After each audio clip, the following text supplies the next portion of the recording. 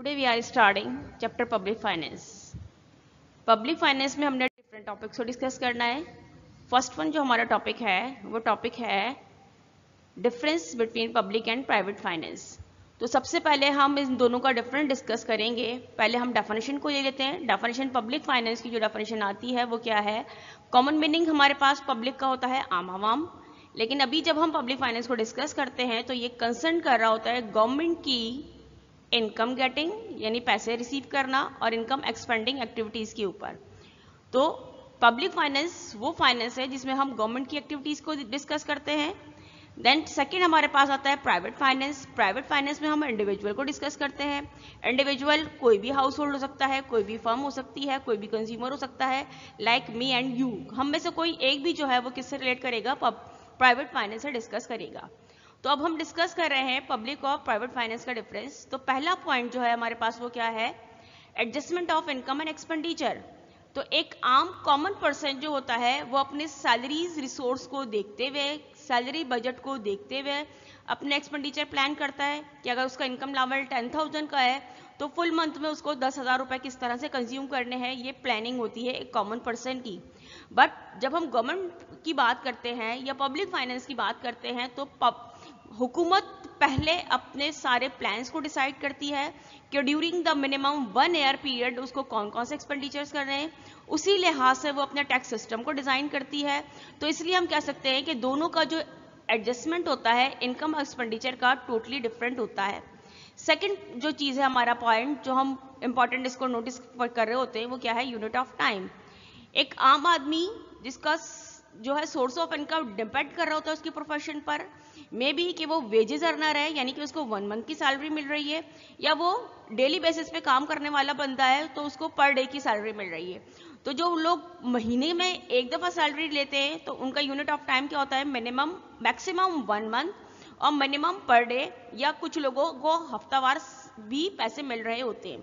लेकिन गवर्नमेंट के लिहाज से जब हम देखें तो गवर्नमेंट मिनिमम 1 ईयर का बजट प्लान करती है, मैक्सिमम 5 ईयर या 10 ईयर्स तक चली जाती है। नेक्स्ट पॉइंट जो हमारा है वो क्या है? Issuance of currency. तो गवर्नमेंट के पास ये राइट है कि अगर उसके पास किसी भी किस्म की डेफिशिएंसी होती है प्लान को एक्सटेंड करने के लिए तो वो इशुएंस ऑफ करेंसी कर सकता है, लेकिन जो है एक आम बंदे के पास ऐसा कोई सोर्स नहीं होता। थर्ड जो है वो क्या है कि नेक्स्ट हमारा पॉइंट जो है वो क्या है कि एक आम बंदा जब प्लान करता है अपनी इनकम को तो वो ये चीज़ भी देखता है कि इन फ्यूचर उसको कौन कौन से इश्यूज फेस करना पड़ जाएंगे। मे बी के घर में कोई बीमारी है या उसको मजीद कंस्ट्रक्शन करवानी है, कोई भी काम करवाना है, तो वो इस लिहाज से अपनी इनकम में से कुछ ना कुछ अमाउंट फ्यूचर के लिए सेव करना चाहता है, जिसे हम कहते हैं सरप्लस बजटिंग। लेकिन हुकूमत इस तरह का नहीं करती। हुकूमत जो है वो लोगों की वेलफेयर के लिए काम करती है, तो हुकूमत के पास सोर्स ऑफ इनकम कम होता है लेकिन वो लोगों पे एक्सपेंड ज्यादा करती है, जिसे हम कहते हैं डेफिशिएट बजटिंग। तो नेचर ऑफ बजट जो होता है in private finance it is a surplus budgeting, but in public finance it is a deficit budgeting. Next जो हमारे पास आ रहा है वो क्या है? Source of income. Source of income में एक आम बंदा जो है वो किस तरह से इनकम गेटिंग कर रहा होता है? By profession. मे बी कि वो बिजनेसमैन है, मे बी कि वो सैलरीड पर्सन है, उसका कोई छोटा मोटा कारोबार है या वो किसी इदारे में काम कर रहा है। तो सोर्स ऑफ इनकम जो होता है एक आम इंसान के पास लिमिटेड होता है, लेकिन हुकूमत का जो सोर्स ऑफ इनकम होता है वो डिफरेंट होता है, क्योंकि हुकूमत जो है वो कोई कॉमन पर्सन नहीं है, वो एक लीगल पर्सनैलिटी है। वो कहीं जॉब नहीं करती, वो कहीं बिजनेस नहीं करती। तो गवर्नमेंट अपने एक सिस्टम डिजाइन करती है जिसकी वजह से उसको पैसे मिल रहे होते हैं या उसके इनकम रिसोर्सेज जनरेट हो रहे होते हैं। तो मेजर सोर्स ऑफ इनकम जो होता है गवर्नमेंट के पास वो होता है टैक्सेस, फिर अदर आर फीस, पेनल्टीज वगैरह। जिस तरह कॉमन लाइफ में हम देखते हैं कि अगर हम लाइसेंस बनवाने जा रहे हैं तो हम लाइसेंस फीस पे कर रहे हैं, पासपोर्ट बनवाने जा रहे हैं तो पासपोर्ट जो फी पे कर रहे हैं।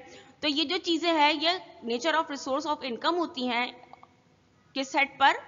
गवर्नमेंट के हेड पर या पब्लिक फाइनेंस के हेड पर।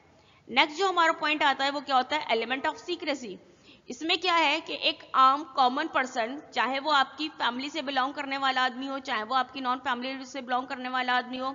लेट्स सपोज कि अगर हम थोड़ी सी देर के लिए एग्जांपल लें कि आपके फादर की जो भी इनकम है तो वो इनकम अगर ज्यादा से ज्यादा पता होगी तो आपके फैमिली मेंबर्स में आपकी मदर को पता होगी, अदरवाइज आपके बहन भाइयों को भी सबको नहीं पता होगी। तो जब फैमिली मेंबर्स को ही नहीं पता तो आउट ऑफ फैमिली पता होने की तो कोई बात ही नहीं होती। लेकिन जब हम बात करते हैं पब्लिक फाइनेंस की, तब पब्लिक फाइनेंस में क्या होता है, गवर्नमेंट अपना बजट जो है वो पब्लिश करती है। आपने सुना होगा कि हर साल जून में जो है वो हुकूमत अपने बजट का ऐलान करती है। तो एलिमेंट ऑफ सीक्रेसी प्रेजेंट होता है प्राइवेट फाइनेंस में, लेकिन पब्लिक फाइनेंस में ऐसा नहीं होता। नेक्स्ट जो हमारा टॉपिक है वो क्या है, ऑब्जेक्टिव ऑफ एक्सपेंडिचर। कोई भी पर्सनल बंदा, कोई भी कॉमन बंदा जो होता है, उसकी सारी की सारी उसकी जाती इनकम होती है और वो उस इनकम को अपनी पर्सनल सेटिस्फेक्शन के लिए इस्तेमाल करता है, अपनी ज़रूरतों के लिए इस्तेमाल करता है कि उसको क्या काम करने हैं, उसकी फ्यूचर प्लानिंग क्या है, उससे रिलेट लोगों को क्या ज़रूरियात हैं, वो उस लिहाज से उसको कंज्यूम करते हैं। लेकिन हुकूमत जो एक्सपेंड करती है, हुकूमत किस लिहाज से एक्सपेंड करती है कि अवाम को किन मसाइल का सामना है, उसके लिए उनको क्या क्या चीज़ें करनी है, क्या लोगों के लिए ट्रांसपोर्टेशन का मसला बना हुआ है, पानी का मसला बना हुआ है, या सेहत के मसाइल हैं तो हॉस्पिटल्स वगैरह बनाने हैं, पार्क्स वगैरह बनाने हैं। तो ये सारी चीज़ें जो होती हैं ये डिफ्रेंशिएट कर रही होती हैं पब्लिक फाइनेंस और प्राइवेट फाइनेंस को, जिसके अंदर हम कहते हैं कि एक आम बंदे का attitude according to their finance यानी मालियात या पैसों के लिहाज से कि वो किस तरह से इनकम जो है वो रिसोर्स अपने हासिल कर रहा है, इनकम रिसोर्स को हासिल करता है, पैसा कमाता है और किस तरीके से वो इसको एक्सपेंड करता है। तो हमारा पहला टॉपिक था difference between public and private finance, जो हमारा कंप्लीट हुआ। अब हम नेक्स्ट टॉपिक की तरफ चलते हैं कि नेक्स्ट टॉपिक जो है हमारा वो क्या है,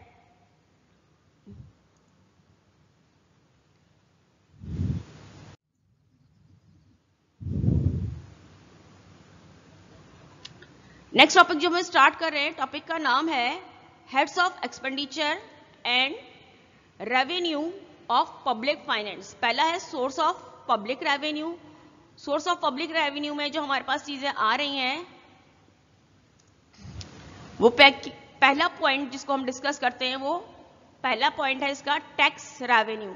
टैक्स रेवेन्यू में हमारे पास दोनों टाइप के टैक्सेस होते हैं, सेल टैक्स भी होता है जिसको हम इनडायरेक्ट टैक्स में कंसीडर करते हैं, और दूसरा होता है इनकम टैक्स जिसे हम इनडायरेक्ट टैक्सेस में डिस्कस कर रहे होते हैं। फिर जो गवर्नमेंट को इनकम होती है वो सारी की सारी टैक्सेस से नहीं होती, बल्कि टैक्सेस के अलावा भी गवर्नमेंट को इनकम हो रही होती है, वो होती है नॉन टैक्स रेवेन्यू, जिसमें गिफ्ट्स आ जाते हैं। गिफ्ट्स का मतलब वो चीजें हैं जो दो कंट्रीज जब इंटरेक्शन करती हैं तो लोगों उनके जो प्राइम मिनिस्टर हैं, सदर वगैरह है, जब वो एक दूसरे के मुल्क में विजिट करने के लिए जाते हैं तो वो एक दूसरे को गिफ्ट्स करते हैं, या अगर कोई बुरे हालात पेश आ जाते हैं तो वो ग्रांट्स वगैरह कर रहे होते हैं, या फिर जब हमने डिस्कस किया कि चालान हो जाता है या हम अपना क्या कहते हैं लाइसेंस बनवाने जा रहे हैं, पासपोर्ट बनवा रहे हैं, वीज़ा लगवा रहे हैं, तो उसके लिए जो फीसिस वगैरह दी जा रही होती हैं वो नॉन टैक्स रेवेन्यू गवर्नमेंट का काउंट होती हैं। फाइन्स यानी कि पेनल्टीज वगैरह, जैसे रोड पर आपका चालान हो गया किसी भी वजह से, या आप टूल प्लाजा पे कर रहे होते हो, तो ये सारे जो सोर्स ऑफ इनकम है गवर्नमेंट के लिए नॉन टैक्स रेवेन्यू काउंट होते हैं। फिर जो थर्ड इसका पार्ट है वो क्या है, रेवेन्यू फ्रॉम स्टेट। गवर्नमेंट जो है वो लोकल एरिया में अपनी स्टेट के अंदर बाउंड्रीज के अंदर बहुत सारी फैसिलिटीज हम हमको देती है, जिसमें हमारे पास क्या है, रेलवे की फैसिलिटी है कि हम बाय रेल जो है वो ट्रांसपोर्टेशन परफॉर्म कर रहे होते हैं, या हमारे पास मीन्स ऑफ कम्युनिकेशन में पोस्ट ऑफिस वगैरह है। तो ये सारी चीज़ें जो होती हैं ये भी हमारे लिए गवर्नमेंट के लिए सोर्स ऑफ इनकम होती हैं। तो अभी हमने डिस्कस किया source of public revenue, then अब हम आ जाते हैं हेड्स ऑफ एक्सपेंडिचर के ऊपर।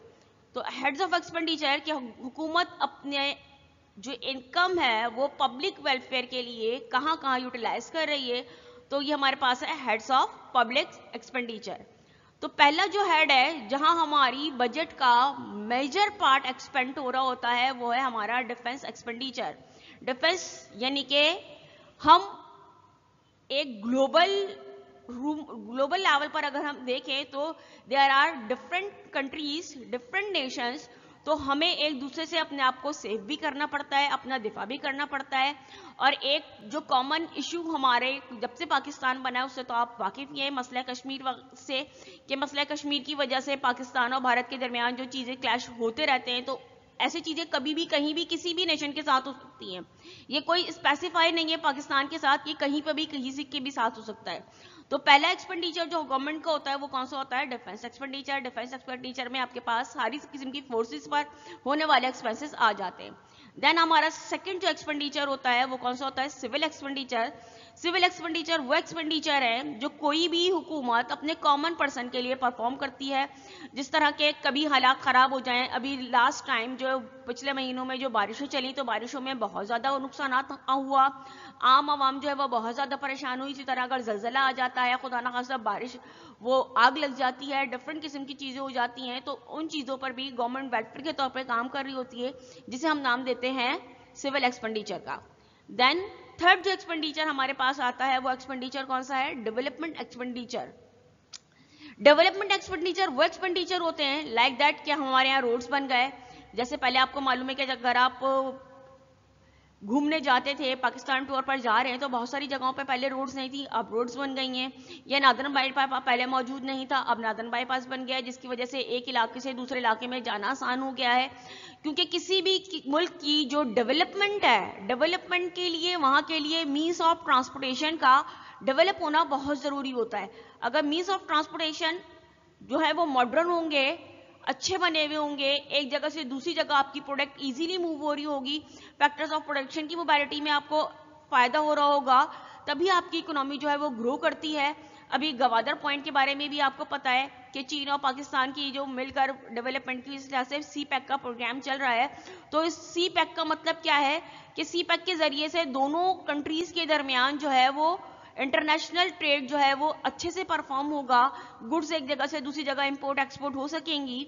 जब इंटरनेशनल ट्रेड परफॉर्म हो रहा होता है तो मुल्क के अंदर क्या होता है कि मुल्क के अंदर एम्प्लॉयमेंट रेट बढ़ जाता है। जब एम्प्लॉयमेंट रेट बढ़ जाता है तो आम लोगों की ज़रूरियात पूरी होने लग जाती हैं। जब आम लोगों की ज़रूरियात पूरी होती है तो ओवरऑल इकोनॉमी में डिमांड क्रिएट हो जाती है। जब डिमांड क्रिएट होती है तो फिर दूसरे जो प्रीवियस प्रोड्यूसर्स थे उनका प्रॉफिट लेवल बढ़ जाता है।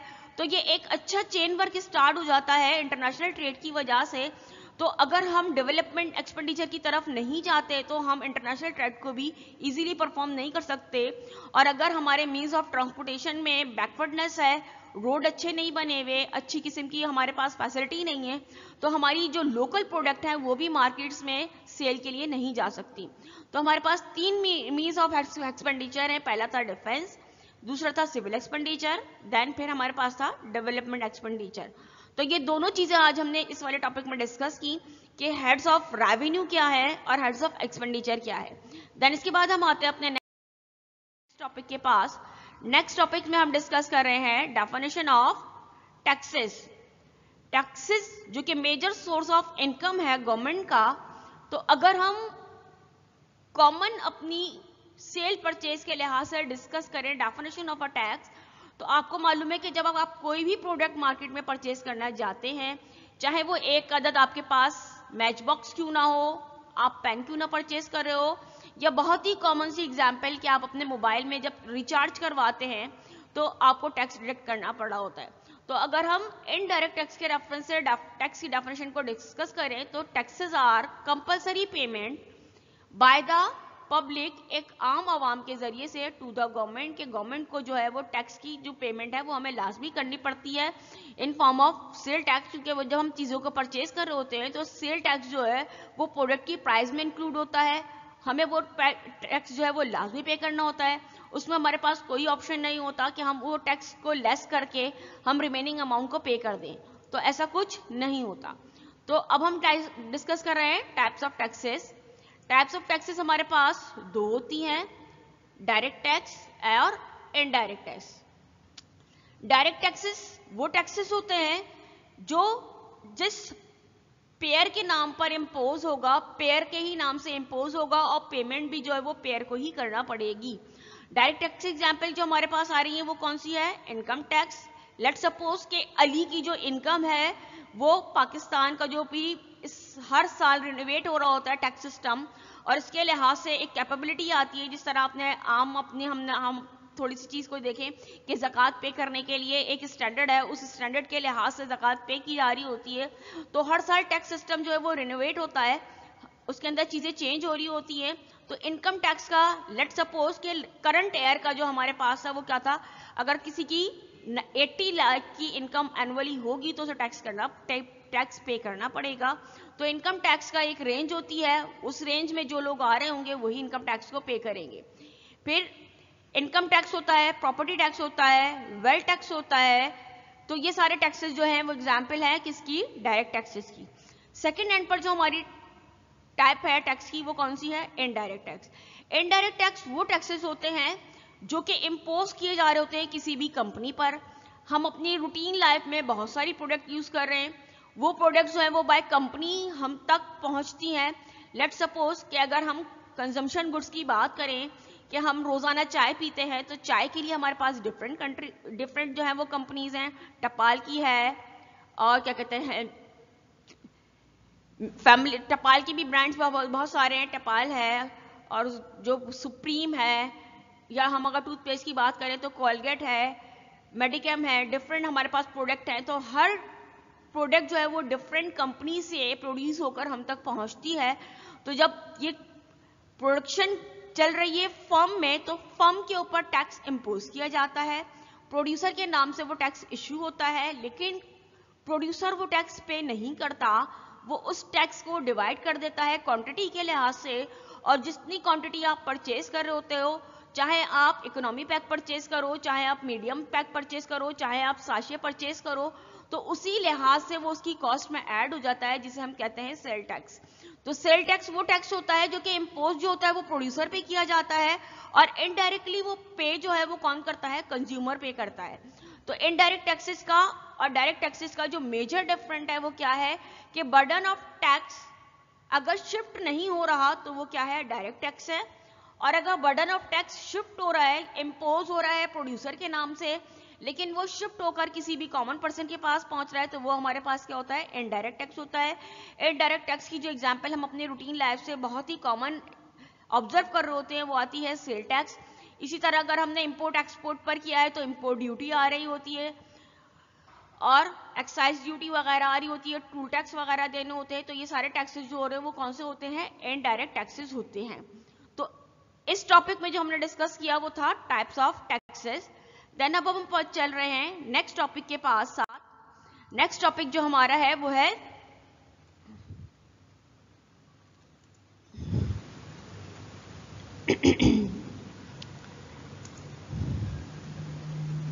नेक्स्ट टॉपिक जो हमारे पास आ रहा है वो आ रहा है canon of taxation. Canon of taxation, अब हमने पहले जो चीज डिस्कस की वो क्या थी कि पब्लिक फाइनेंस में हुकूमत का जो मेजर सोर्स ऑफ इनकम होता है वो क्या होता है, टैक्स होता है। और टैक्स किस और हुकूमत का जो इनकम है वो टैक्स पे भी डिपेंड कर रही होती है और नॉन टैक्स रेवेन्यू पे भी डिपेंड कर रही होती है। तो टैक्स का जो सिस्टम है वो हमें फादर ऑफ इकोनॉमिक्स ने इंट्रोड्यूस करवाया था। फादर ऑफ इकोनॉमिक्स का नाम आप सबको मालूम ही होगा कि एडम स्मिथ जो है वो फादर ऑफ इकोनॉमिक्स के नाम से जाने जाते हैं। एडम स्मिथ के ही डिजाइन किए हुए कैनन ऑफ टैक्सेशन है जो कि अब तक हर कंट्री में बेसिक तौर पर वैलिड होते हैं। सब्सिडरी जो भी चेंजेस होती हैं वो हमारे पास अदर कैनन्स में इंक्लूड होती हैं, लेकिन जो मेजर टैक्स सिस्टम है वो जिन पिलर्स पर बेस कर रहा है वो है कैनन ऑफ टैक्सेशन, जिसकी रिप्रेजेंटेशन हमें की थी एडम स्मिथ ने। तो कैनन ऑफ टैक्सेशन हमारे पास एडम स्मिथ के बताए हुए कैनन ऑफ टैक्सेशन जो है वो डिफरेंट कैनन ऑफ टैक्सेशन है। पहला जो कैनन है वो कैनन है कैनन ऑफ इक्वालिटी। इक्वालिटी के जो कॉमन मीनिंग बनते हैं वो क्या होता है, इक्वल इन सेंस कि अगर 5000 की बात हो रही है तो एवरीवन पे 5000, लेकिन अगर हम इसको इकोनॉमिकली कैनन के रेफरेंस से डिस्कस करें तो इसका मतलब क्या होता है कि रिच पे high amount of tax but poor पे लेस अमाउंट ऑफ टैक्स। क्योंकि जिसकी इनकम लेवल ज्यादा होगी हम उससे ज्यादा पैसों की डिमांड करेंगे टैक्स की फॉर्म में, और जिसका इनकम लेवल कम होगा अगर हमने उससे वही डिमांड कर ली जो हम 5 लाख कमाने वाले से कर रहे हैं, जबकि उस बेचारे की जो मंथली इनकम है वो मंथली इनकम में 40,000 से बिलो कर रही है, तो वो 5 लाख पर मंथ कमाने वाले के अमाउंट के इक्वल हमें टैक्स पे नहीं कर सकेगा। तो कैनन ऑफ इक्वालिटी जो हमें बताता है वो क्या बताता है कि हम जब टैक्स डिमांड करेंगे या गवर्नमेंट जब टैक्स डिमांड करेगी तो इनकम लेवल के अकॉर्डिंग ये डिमांड होनी चाहिए। जिनका इनकम लेवल हाई है, जो एलिट क्लास से या अपर क्लास से बिलोंग कर रहे हैं, जिनका इनकम ज्यादा है वो ज्यादा टैक्स पे करेंगे, और जिनकी इनकम कम है वो कम टैक्स पे करेंगे। तो ये था हमारा पहला canon, canon of equality. Then हम आते हैं सेकंड कैनन पर। सेकंड कैनन हमारे पास क्या है, कैनन ऑफ सर्टेनिटी। सर्टेनिटी का मतलब क्या है कि जो भी चीज आप परफॉर्म करने जा रहे हो उसके वेयर अबाउट के बारे में आपको कंप्लीट इंफॉर्मेशन हो कि आपको कब, कहां, कैसे, किस तरह से कोई भी चीज परफॉर्म करनी है। कॉमन मीनिंग सर्टेनिटी के यही होते हैं कि विदाउट एनी डाउट हर चीज जो है वो आपको क्लियर हो। तो कैनन ऑफ सर्टेनिटी जो है वो इसी पे बेस कर रहा होता है कि टैक्स पेयर की नॉलेज में होना चाहिए कि हाउ मच टू पे, व्हेन टू पे, वेयर टू पे, हाउ टू पे, विदाउट एनी डाउट। इसके अंदर किसी भी किस्म का कोई कंफ्यूजन ना हो, हर चीज क्लियर हो कि कब, कहां, कैसे, कितना अमाउंट जो है वो टैक्स की फॉर्म में देना है। तो ये हमारे पास कहलाता है second canon, canon of certainty. Then हम बात करेंगे अपने नेक्स्ट कैनन की। अगला जो कैनन है हमारे पास वो क्या है, कैनन ऑफ कन्वीनियंट। कन्वीनियंट का मतलब आम हम अगर मीनिंग पे जाएं तो कन्वीनियंट का मतलब होता है सहूलत। सहूलत किस सेंस में कि जब टैक्स आप पर इम्पोज किया जा रहा है, टैक्स आप पर ड्यू किया जा रहा है, तो वो जो डेट ऑफ ड्यू है या पेमेंट की जो डेट है वो डेट उस टाइम की होनी चाहिए जिस वक्त आपके पास आपकी इनकम रिसीव हुई है। वो टाइम ना हो कि जिस वक्त आप अपनी इनकम को एक्सपेंड कर चुके हैं। अगर आप अपनी इनकम को एक्सपेंड कर चुके होंगे और फिर आपसे कहा जाएगा कि जनाब आइए टैक्स पे कीजिए, तो फिर आपको टैक्स पे करने में डिफिकल्टी होगी, क्योंकि आपके पास जितनी भी इनकम थी वो तो आपने अपनी बेसिक नीड्स पर या अपनी लग्जरी पे सारी की सारी कंज्यूम कर ली। अब आपके पास रिमेनिंग पोर्शन ही नहीं है कि अगर आपसे टैक्स की डिमांड की जाए तो आप टैक्स पे कर सको। तो इसलिए जो हमारा बेसिक कैनन है, जो थर्ड नंबर पे कैनन आता है, वो कैनन ऑफ कन्वीनियंट। और एक बात हम अच्छी तरीके से जानते हैं कि पाकिस्तान जो है वो क्या है, एक एग्रो बेस्ड कंट्री है। और एग्रो बेस्ड कंट्री होने की वजह से यहाँ का 70+% जो भी प्रोफेशन है वो किस पर डिपेंड कर रहा है, फार्मिंग पर या कल्टीवेशन पर डिपेंड कर रहा है। तो कल्टीवेटर से जो टैक्स है वो उस वक्त रिकवर किया जाएगा जब उसकी प्रोडक्ट जो है वो मार्केट में सेल के लिए जा चुकी है, इनकम उसके पास जनरेट हो चुकी है, तब हम उसे कहेंगे कि जनाब अब आप टैक्स जो है वो अदा कर दें हुकूमत को। अदरवाइज अगर ऐसा होता है कि उस वक्त ही फार्मर ने अपनी जो है वो हार्वेस्टिंग स्टार्ट की है और उस वक्त हम उसको बोले कि जनाब आपको टैक्स ड्यू हो गया है, आप टैक्स पे करो, तो इट इज डिफिकल्ट टू पे। तो हमें उस वक्त टैक्स इम्पोज करना है कि अगर सैलरीड पर्सन है तो जिस वक्त अपनी सैलरी रिसीव कर रहा है तो उस वक्त टैक्स ड्यू करेंगे। ऐसा नहीं कि सैलरी खत्म करने वाले टाइम पर हमने टैक्स ड्यू कर दिया तो वो बंदा टैक्स पे नहीं कर सकेगा।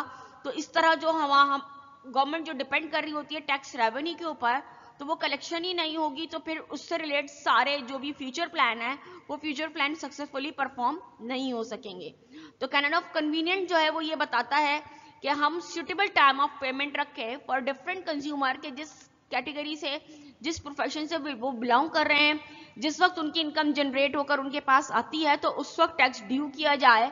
अदरवाइज अगर हम इस टाइम को इग्नोर करेंगे तो हमारी रिकवरी जो है वो डिफिकल्ट हो जाएगी।